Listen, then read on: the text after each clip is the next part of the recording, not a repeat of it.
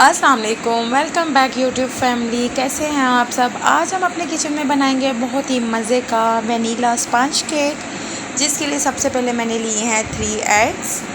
1 bye 1 करके हम इन eggs को ऐड कर देंगे और बहुत ही अच्छे तरीके से हम इनको बीट कर लेंगे बीटर की मदद से। आप चाहें तो इसको जूसर जैग में ब्लेंड भी कर सकते हैं।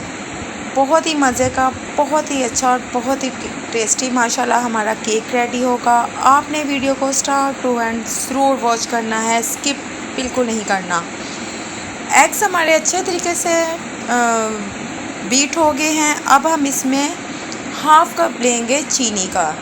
इसको भी हम 1 से 2 मिनट इतने अच्छे तरीके से बीट कर लेंगे कि ये बहुत ही अच्छे तरीके से चीनी और एग्स मेल्ट हो जाएं। चीनी और एग्स हमारे मेल्ट हो गए हैं। अब हम इसमें ऐड कर देंगे 125 मिलीलीटर यानी कि हाफ़ कप से कुछ कम कुकिंग ऑयल है। आप बटर भी ऐड कर सकते हैं। हमने इसको इतना अच्छा बीट करना है कि ये फ्लफ़ी हो जाए। अब आप देख सकते हैं तीनों चीज़ों का मिक्सचर बहुत अच्छे तरीके से हमारा रेडी हो गया है। अब हम इसमें ऐड करेंगे मैदा, जिसको मैंने अच्छे तरीके से छान लिया था। थोड़ा थोड़ा सा करके हम इसको ऐड करते जाएंगे और बहुत ही सॉफ्ट हैंड के साथ एक ही तरफ इसको फेंटते जाएंगे। मैदा ऐड करने के बाद मैंने इसको इतने अच्छे तरीके से मिक्स कर लिया है, बैटर रेडी हो गया है। अब हम इसमें ऐड करेंगे 1 टीस्पून बेकिंग पाउडर।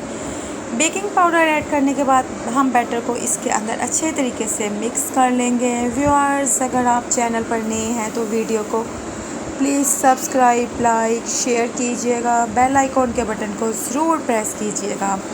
चंद ड्रॉप्स मैंने इसमें ऐड कर दिए हैं वनीला एसेंस के, ताकि अंडे की स्मेल को ये रिमूव कर सके और केक की खुशबू को बढ़ा सके। इसको मैं अच्छे तरीके से मैंने वनीला एसेंस को मिक्स कर लिया। अब 1 कप के करीब दूध है, जिसको मैंने हल्का सा गर्म कर लिया और इसमें 1 टेबलस्पून बटर ऐड कर दिया है। केक का बैटर हमारा थिक सा है। अब हम इसमें ऐड कर देंगे दूध और बटर के ऐड करने से केक का ज़ायका बहुत ही मिल्की हो जाएगा।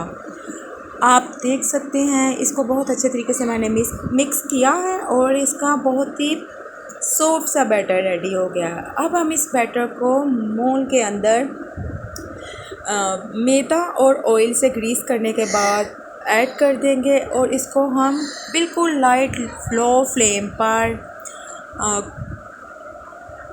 30 से 40 मिनट के लिए बेक करने के लिए रख देंगे। अगर आपके पास ओवन है तो आप उसमें भी बेक कर सकते हैं। आप देख सकते हैं व्यूअर्स, 30 से 40 मिनट के बाद मैंने इसको चेक किया है और केक हमारा रेडी हो गया। स्टिक बिल्कुल क्लियर आई है। अब मैं केक को ऐड करूँगी प्लेट में। आप देख सकते हैं हमारा बहुत ही मज़े का फ्लफ़ी और सॉफ्ट सा स्पंज केक रेडी हो गया है।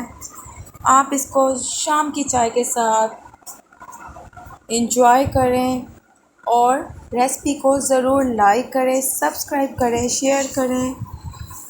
ओके, हमें इजाज़त दीजिए। अल्लाह हाफ़िज़, फ़ी अमान अल्लाह।